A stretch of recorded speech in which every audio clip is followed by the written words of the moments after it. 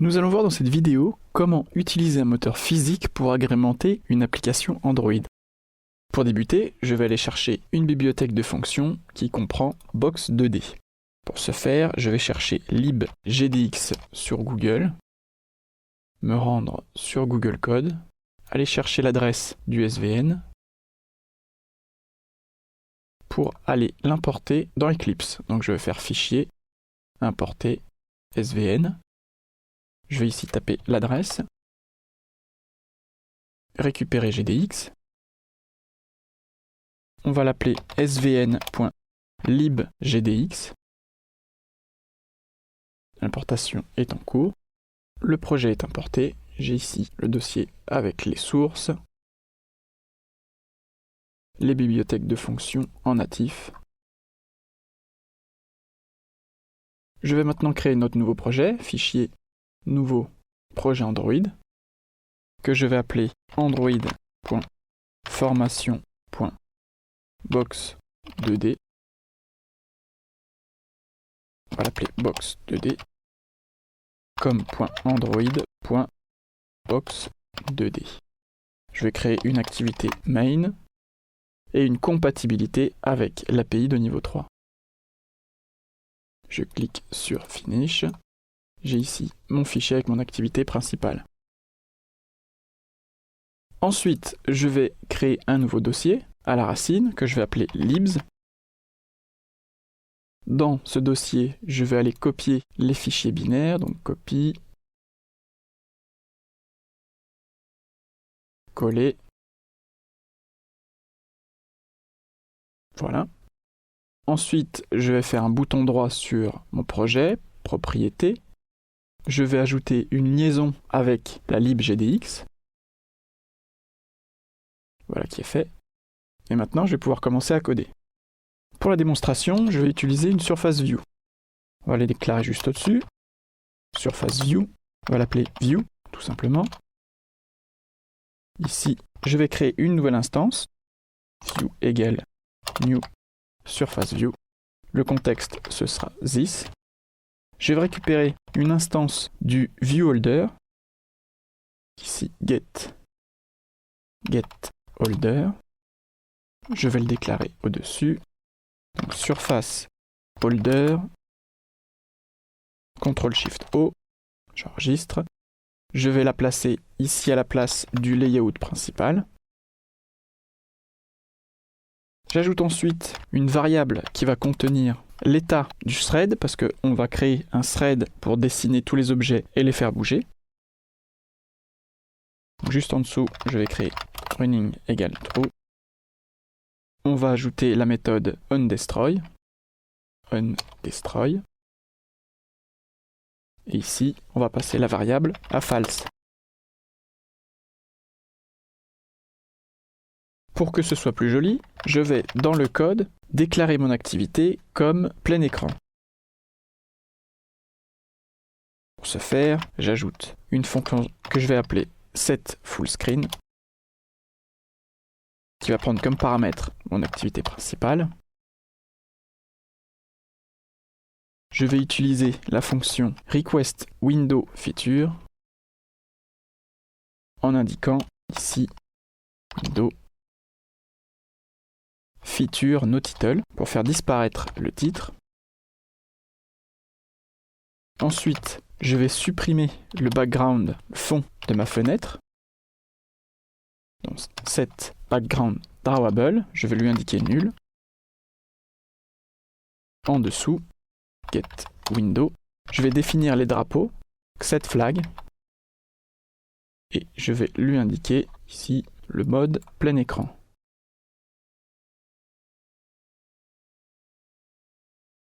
Cette fonction sera appelée dès le début du code.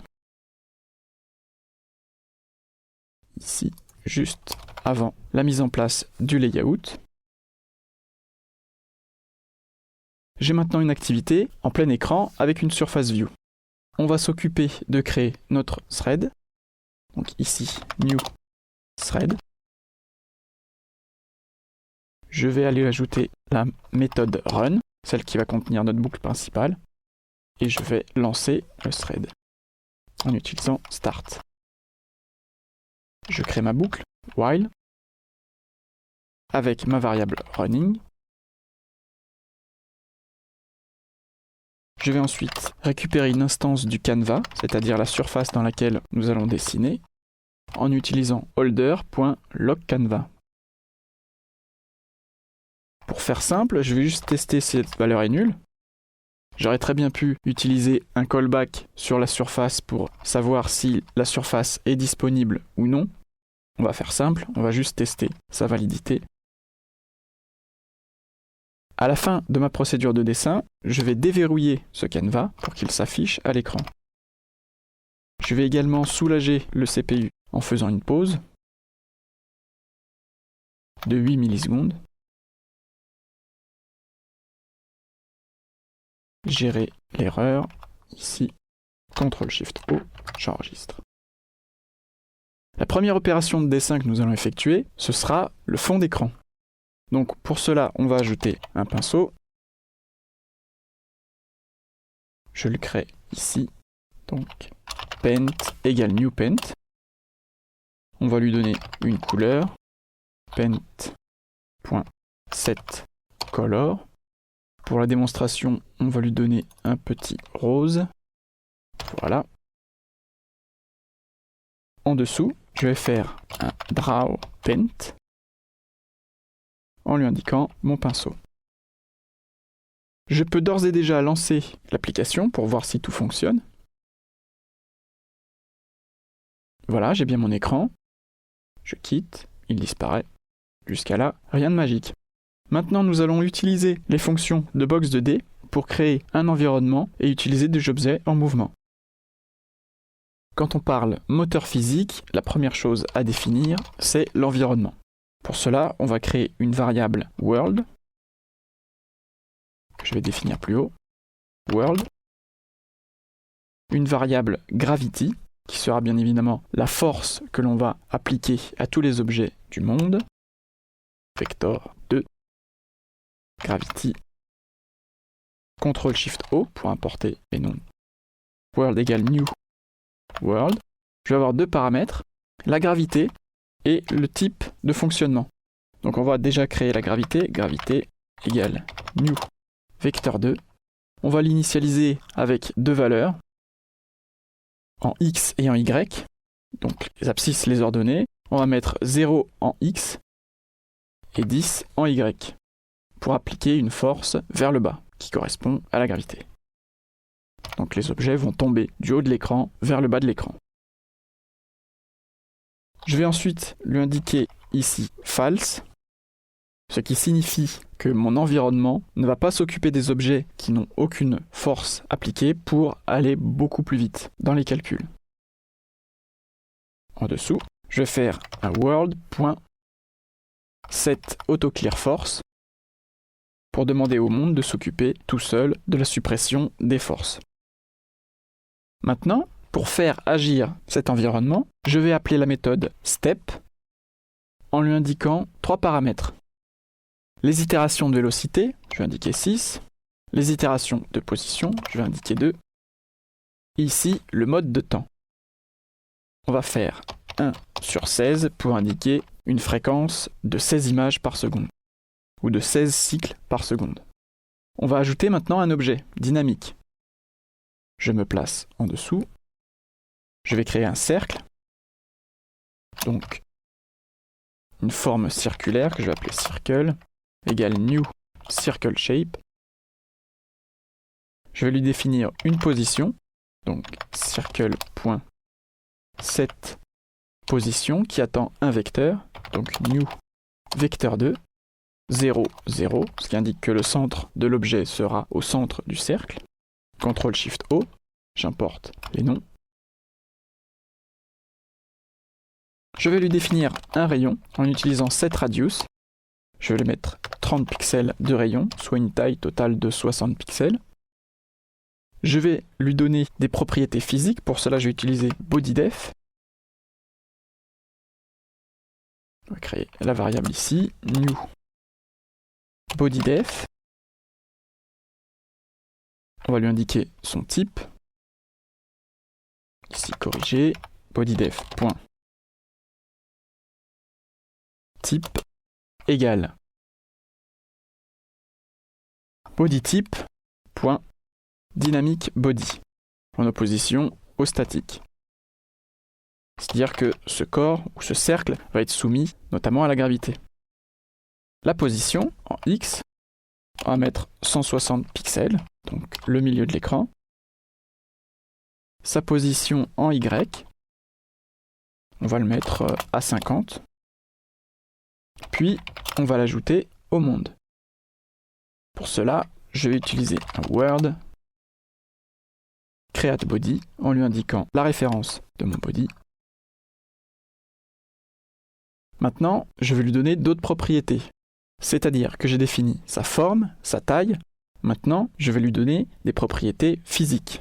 Pour cela, je vais utiliser les fixtures. Fixture def. Ici, je peux faire directement New Fixture Def.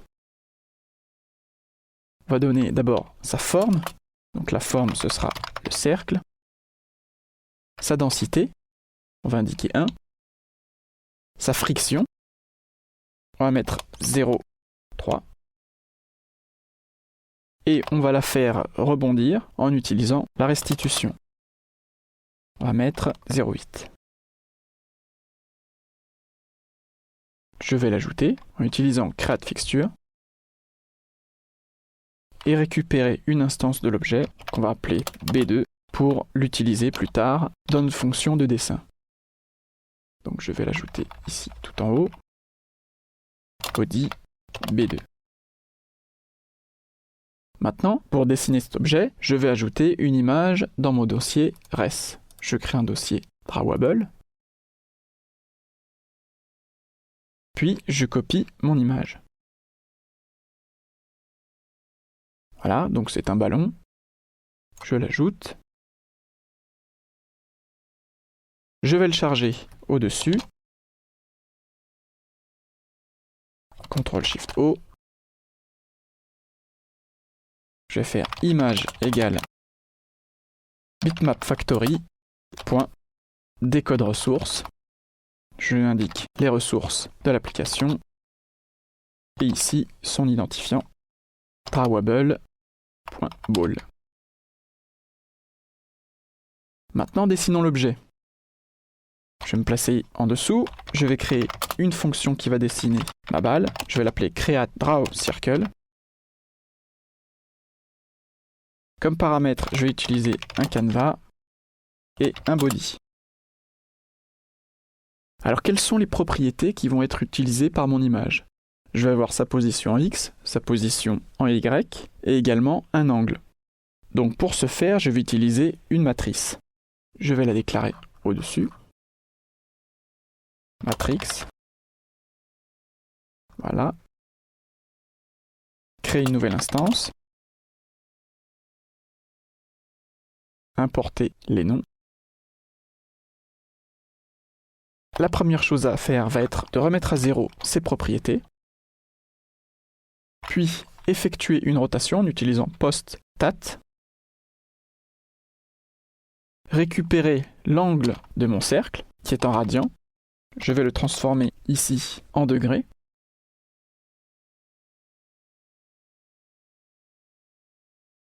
puis je vais déplacer mon image en faisant une translation de la moitié de mon sprite,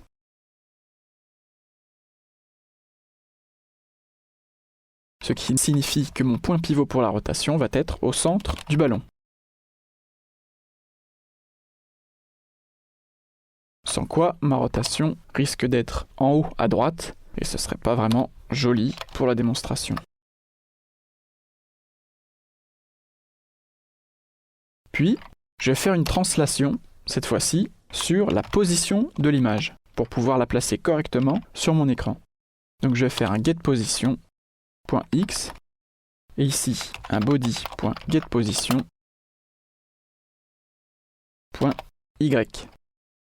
Il ne me reste plus qu'à le dessiner sur le canevas en utilisant la méthode drawBitmap. Je lui indique mon image, ma matrice, le pinceau que l'on va mettre à nul,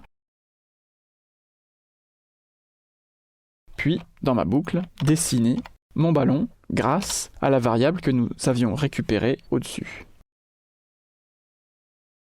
J'enregistre, puis je lance le programme. Voilà mon ballon qui chute, qui est soumis uniquement à la gravité. C'est pas super visuel. Nous allons ajouter des bords sur le dessus et les côtés et le dessous de l'écran pour qu'elle puisse rebondir librement. Je vais me replacer dans mon code, créer un tableau qui va contenir les coordonnées de mes murs. Donc on va utiliser comme deux premiers paramètres la position en X et en Y des murs. Les deux paramètres suivants seront la taille en X et en Y de ces murs. Donc vous voyez que le premier va débuter en haut à gauche. Il va être d'une longueur totale à la taille de l'écran. Et on va lui donner 5 comme épaisseur. Le deuxième, ce sera le mur à gauche. Donc il va commencer tout en haut à gauche. Et il aura une taille en Y qui sera la largeur de l'écran. Les deux murs suivants seront celui de droite, puis celui du dessous. Pour ajouter les murs dans notre environnement, on va créer une boucle qui va aller chercher chaque propriété du tableau et en créer un objet dans notre monde. Donc une boucle relativement simple. Voilà. Je vais utiliser comme tout à l'heure un bodyDef que je vais appeler wall bodyDef. Donc je crée simplement une nouvelle instance. Je vais lui indiquer ici les positions. Position.set. Voilà, donc ici ce sera I et 0, donc la position X. Puis la position en Y, vous l'aurez deviné, ce sera 1. À partir de là, je vais créer une polygon shape que je vais appeler wall shape def. Créer une nouvelle instance. C'est fait. Je vais ensuite créer mon mur que je vais appeler wall. Voilà, world.createBody dans lequel je vais mettre wall bodyDef. Puis je vais créer ma fixture en lui donnant une densité de 1. Voilà, maintenant je vais indiquer la taille de cette ligne, de ce polygone, en utilisant cette box. Je vais copier-coller ici les dimensions et juste changer les index. Donc ce sera 2, puis 3. Maintenant, je peux lancer ma démonstration. Voici mon ballon, il chute, et arrivé en bas, il cogne et il rebondit. Alors maintenant qu'on sait faire tout ça, pour que ce soit un petit peu plus amusant, je vais créer une deuxième balle et les faire se cogner l'une contre l'autre. Donc je vais copier-coller ici la première balle, appeler la variable B3, remplacer ici et là les déclarations, puis changer les positions. Donc on va la décaler un petit peu vers la gauche et la placer en bas de l'écran. On va déclarer notre variable B3 et évidemment la dessiner, enregistrer et enfin lancer la démonstration. Je replace l'émulateur. Voici les deux ballons. Les deux chutent, ils se rencontrent et patatras, ils rebondissent. Donc après, selon vos besoins, vous pourrez jouer sur les propriétés du monde, créer des murs, des formes différentes, des carrés, des ronds, des rectangles. Laissez parler évidemment votre imagination et vos compétences en la matière. Et n'oubliez pas que le plus important, c'est de vous amuser.